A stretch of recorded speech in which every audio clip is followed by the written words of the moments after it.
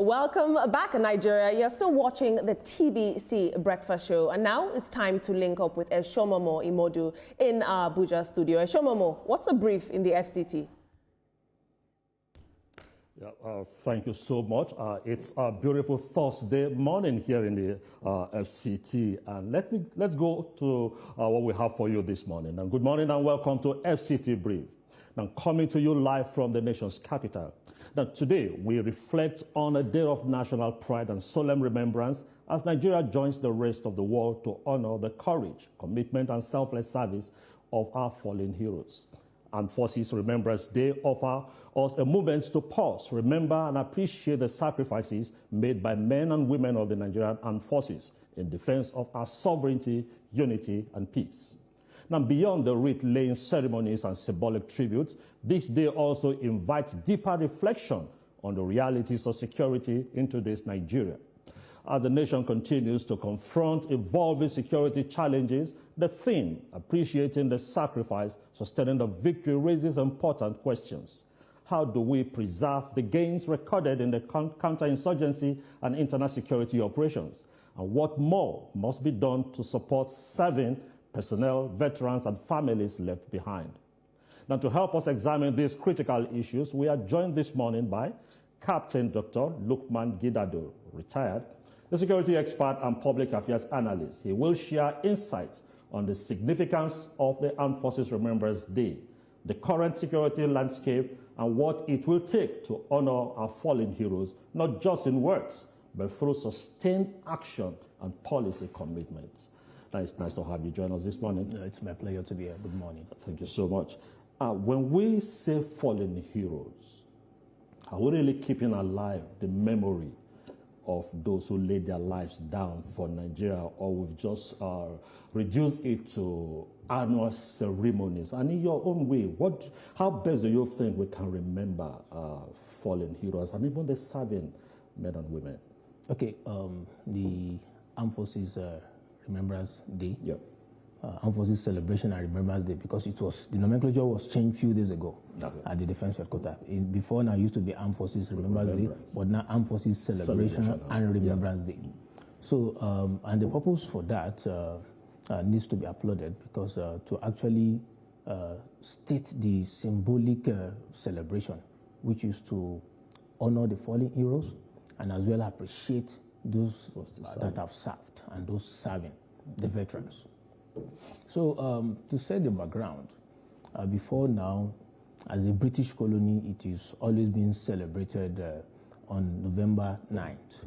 But on January 15, 1970, following the surrender of the Biafran troops to the federal troops, so the day was changed to January 15, and since then, it has been maintained. So regarding your question as regards how to celebrate those that are serving, the veterans, and to honor the fallen heroes, there are a whole lot of policy recommendations that need to be put in place. If I have my way, a day of this nature, being very, very symbolic in our national history, should be a public holiday, as it is done in other climes. In the United States, you have Veterans Day, which is a public holiday, where everybody is expected to appreciate the sacrifices of the military men and also honor those who have paid the supreme sacrifice. Also, it is also obtainable in Canada and other climes. It's supposed to be a national holiday where the whole nation will celebrate and appreciate the service of our military personnel. So, and it goes beyond the parade that will later take place at the National Arcade, and of course the wreath-laying ceremony at the Cenotaph. To properly appreciate our military men. Days back, the Minister of Defense, General Christopher Musa, retired, and also the Chief of Defense Staff, alongside other service chiefs, they made it known that the government is committed to improving the welfare of all military personnel. Yes, that is a thing to be applauded. However, if you look at the defense budget, especially for the 2026, in sub-Saharan Africa, Nigeria has the largest defense budget, but we are still behind, in the entire Africa, we are still behind the likes of Egypt and Algeria and as well as Morocco. And taking a closer look at the defense budget, more than 70% of it goes to personnel cost. Very, very insignificant amount is being set aside for modernization and a whole lot. And this is what is obtainable in the likes of Algeria, Morocco, and Egypt, whereby they focus more on modernization of their military. So the importance of modernization cannot be emphasized. And I want to say that this goes to the Senate and House Committee on Defense, Army, Navy, and Air Force, that oversight functions goes beyond visiting... Just paying visits. Visiting the theater headquarters, DIF headquarters, and brigade headquarters. They should go to the field. When they go to the field and see the state of things themselves, when the Minister of Defense and other service chiefs are laying claim to the fact that we need this, we need that to enhance the welfare of our troops, they will appreciate better because they've seen themselves. All right, we'll go deeper into this conversation, but I'd like us to, you brought something to this context when you brought to fore the change in nomenclature, that it is not just Armed Forces Remembrance Day, it's also a celebration day to celebrate those who are still alive, maybe are probably retired or still in active service. I also had, and you also talked about that January 15th was the day the Civil War ended. That is supposed to be the day we fought to remain one, as one. The day we fought to remain as Nigeria. In other words, it may also be called a unification day. Have we lost context of the importance of fighting to stay as one? Just as we remember the fallen people, to also bring to context the reason why one Nigeria is more important than any other thing. Yeah, to respond to that, whether we like it or not, our unity should be seen as our strength. And this is why the federal government have been making all possible effort towards curbing all form of secessionist group. Yes, our being together is not a mistake.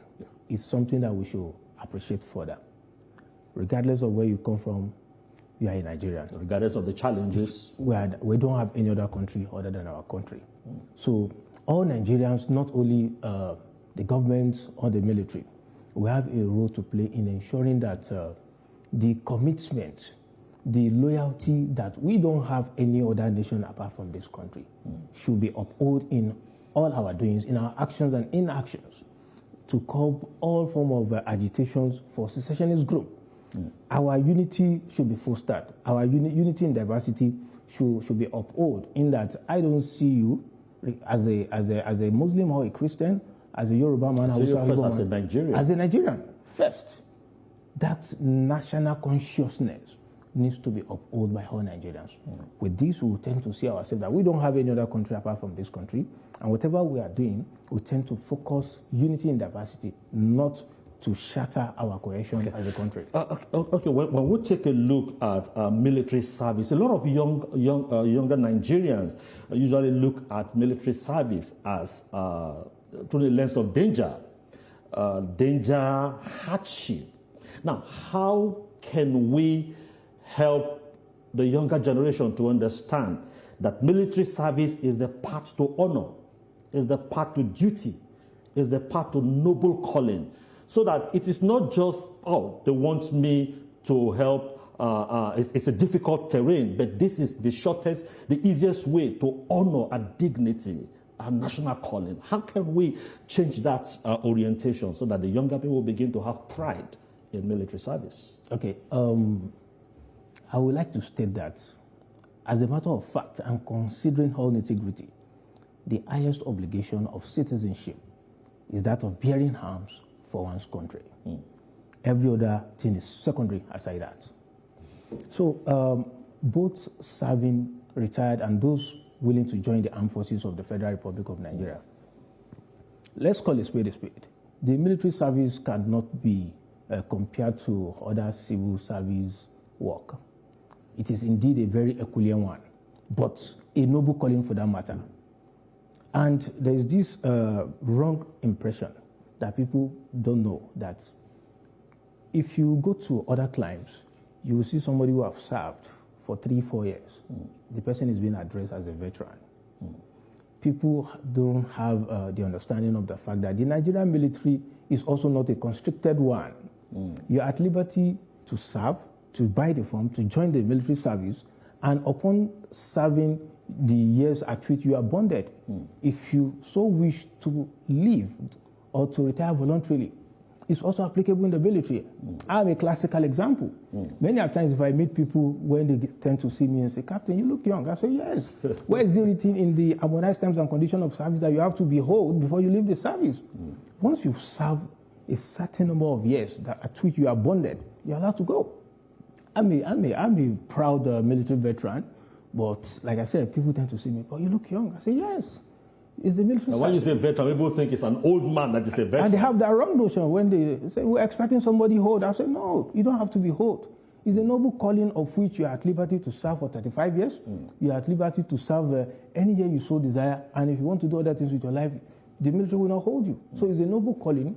I encourage all Nigerians, the younger generation who wish to join the military, that it is indeed the highest obligation you can ever do to your country, to uphold the territorial integrity and sovereignty of Nigeria, and as well as protect life and property. Okay. So I encourage them to go into the service if they so wish desire. All right, Captain, we'll still talk more on how to encourage the younger generation to show interest in voluntarily entering the military. Now, Captain, let's go back to this. The men that are still serving, we'll talk about the how to best honor the memory of our fallen heroes. But let's also talk about the men that are on the field, different parts of this country as we mark this day. Is the nation asking too much from our military men and asking less from citizens in terms of responsibility? How do we play side by side when we send our men to the field to help protect us against insurgents, bandits and all that? What kind of responsibility should we also be asking from our citizens? Because it's a partnership, okay. Military, the civil society. Okay, thank you very much. There is no amount of service that you render to protect the territorial integrity of your country that is too much. But Nigerians need to understand the fact that the military is not the only organization of the government that is saddled with the responsibility of securing life and property and also maintaining territorial integrity of Nigeria. Let me cite an example. When the schoolgirls were abducted in Kebbi State, a lot of people were, tongues were wagging negatively about the military.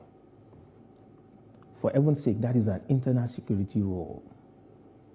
And the first service chief that arrived at the scene was the Chief of Army Staff. Is it a military duty? The answer is no. So I think the military has been overstretched to carry out or to be carrying out roles that are not within the confines of the military duty. But we're in a national emergency. Of course, yes. And this should lead to a situation whereby the police is reinforced and strengthened to be more alive to their primary responsibilities. Because for the fact that the military are not allowed to perform their primary responsibility, they are leaving the borders to go and perform police role. Our borders are more porous than ever before. And this is the reason why terrorists and other criminal elements can exploit our borders to perpetrate criminality through the Sahel region and other porous borders that we have in Nigeria. So abusing the military, saying that the military is not doing what is expected of them by those who don't understand the security complexity of Nigeria. Some people believe that the military is in charge of all facets of insecurity that we are facing in Nigeria. The answer is no. Constitutionally, the military is saddled with the responsibility of securing the territorial integrity of Nigeria, not internal security role, which is purely a police role. And this brings me to suggest to the government, when we're growing up, anywhere you see or you hear Mupol, there's the fear that comes to your mind. Exactly. The Mopo has gone into abeyance, no more in existence. So if the federal government can do everything possible to bring back the lost glory of the Mopo, that special police unit, they had the capacity there to forestall and curb all forms of riot and internal security role. Where are they today? Let's give it to this government. I think the process is ongoing. Police personnel are being withdrawn from VIPs, and it's all in the game that, look, we need to strengthen the capacity of the Nigerian police. Now, how can government further show that commitment? Is it through budgeting? Because like you just rightly said, the defense budget is huge, at least in our own context. Now, the budgets for internal security that will go to the police also will need to take a special look, because if you said in those days Mopo was that strong and they have the capacity because they have the equipment, but we have it now. So which means funding for the police should also increase. Of course, yes. So I subscribe to that idea. That was why I am saying that for us to maintain the professionalism in the military, the military should be withdrawn from performing police duties. Yeah.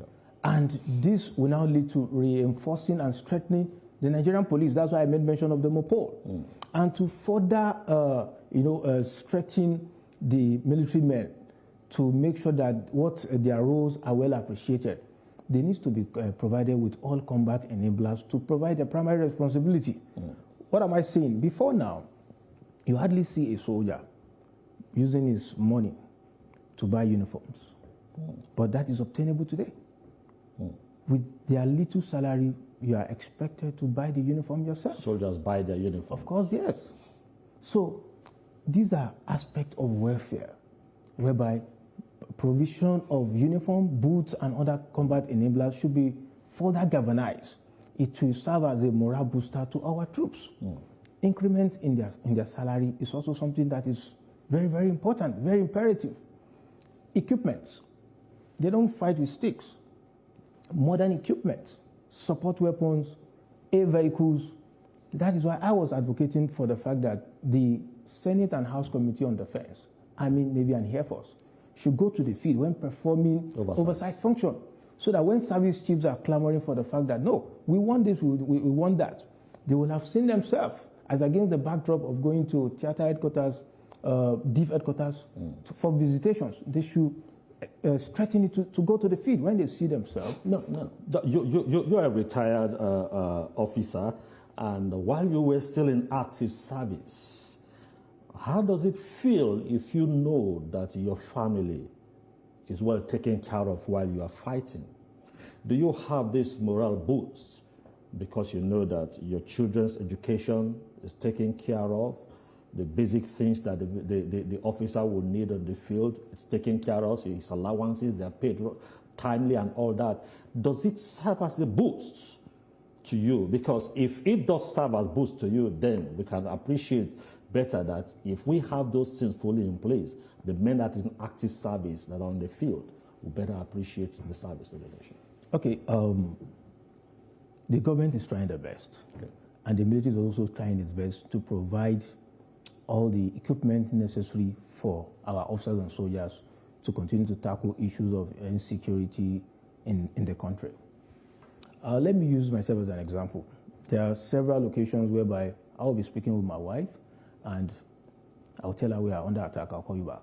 You're speaking with your wife, yes, and you're telling her we are under attack, I'll call you back.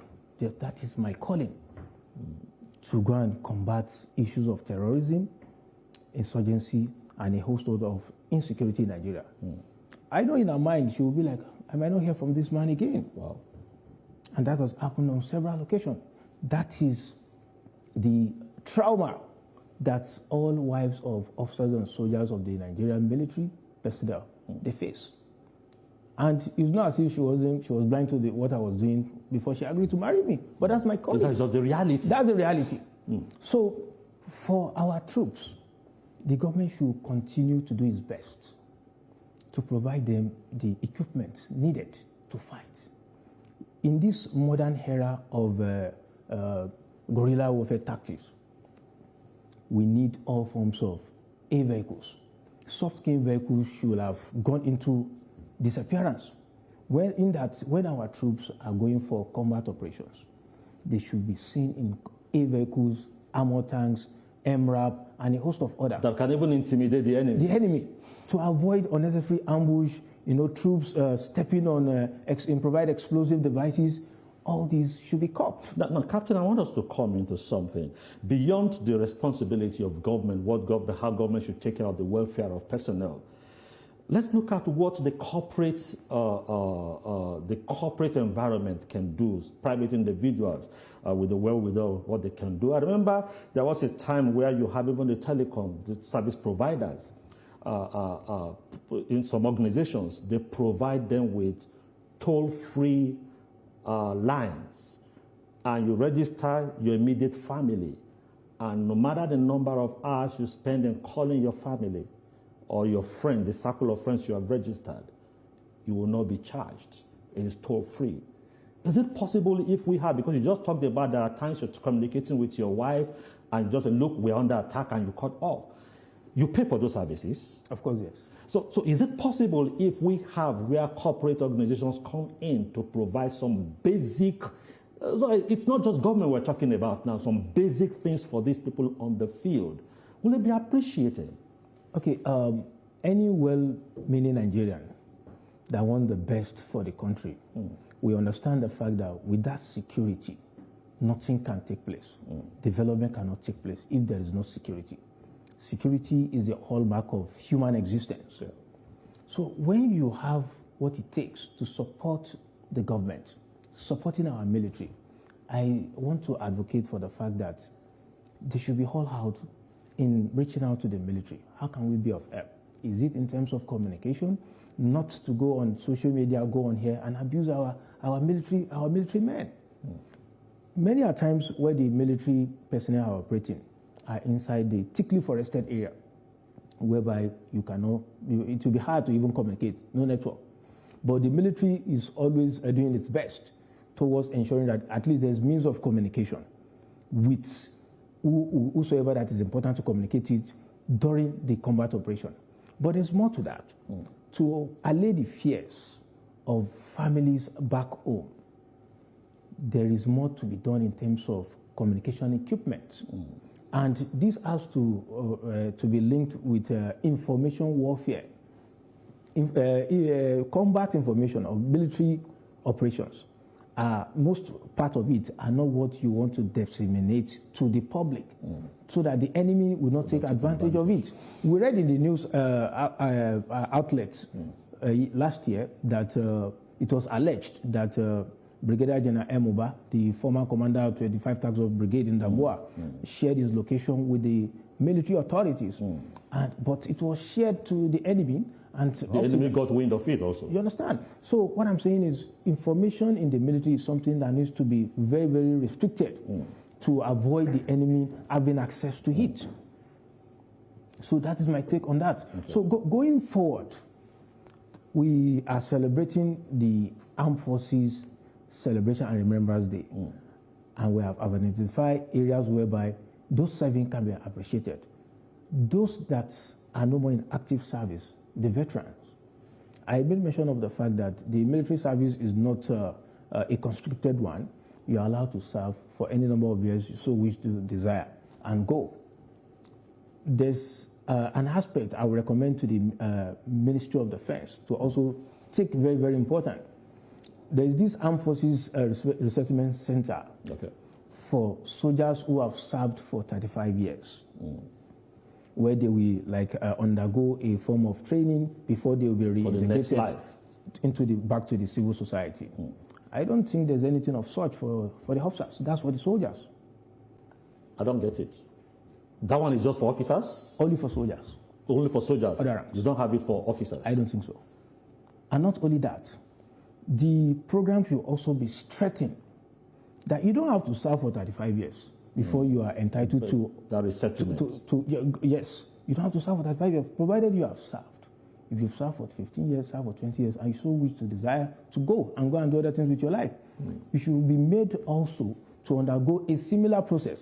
that will reintegrate you back into the society. Many veterans who have not served for 35 years they are going through PTSD. But it is structured in such a way that... When you say PTSD, please, I'd like you to say so that my viewers will understand. Post-traumatic stress disorder. All right. I have colleagues who, when they left the service, they did not serve for 35 years, when they left, they wake up and jump up from their sleep that, are they under attack? Wow. That is PTSD. Wow. But because the military have not created any plan for those who have not served for 35 years to undergo a process whereby they will be reintegrated back to the society, that's why such is happening. So it should be stretching not to only those who have served for 35 years. Any number of years that you've served and you wish to go voluntarily, you should be made to undergo that process of reintegrating you back into the society. And also, a lot of criminal elements understand the fact that this person was or is serving. The military should deem it fit to also recognize the fact that it is not only when you are on combat operation that you are supposed to be harmed. A mechanism should be put in place whereby either you are on combat operation, either you are no more in active service. They should make all provision possible. A legal way of getting yourself armed should be established by the Ministry of Defense. Veterans can also protect themselves in the event of any eventualities. Not only that have served, and while you were serving, you were armed to go and carry out combat operations. So criminal elements know that some people are veterans and they are serving in the military. So they need to put a law in place to make sure that combat actually protect themselves. They should not be left behind after serving, that you are no more in service and you'll be left naked. That's something I quickly want like us to just in few seconds. What gap do we have in when you say people have left and you still have certain pensions, certain things being owed them? Is it that in the various ministries, those who are in active service are deliberately creating a gap? Okay, because we have to address it. It's just not about government. It's about some of those people who are probably in those places that are creating the gap. Why is it so? Okay, for the Nigerian military, the Military Pension Board is the one in charge of those that are no more in active service in terms of their pay, their pension. Is that a bottleneck in the pension board that should be addressed? Days ago, I think last week, the chairman of the pension board visited the Minister of Defense for a working visit. And I strongly believe in the leadership of General Christopher Musa, that he will do everything humanly possible to bring an end to all forms of complaints being made by veterans to ensure speedy payment of their entitlements. All right, thank you so much, Captain Lukman Gidado, for sharing your thoughts with us. We hope that next year when we come back to talk about the Armed Forces Celebration and Remembrance Day, we will be able to say that, yes, this aspect has been addressed. Thank you so much. God will keep us beyond them. All right. It's my pleasure. Thank you so much. And that is all we can take on this particular edition of FCT Brief. I now hand you back to my colleague in Lagos, Ibrahim, for the remaining part of this program. Thank you very much, Meshomomo. It's quite an insightful conversation you had with your guest. Thank you.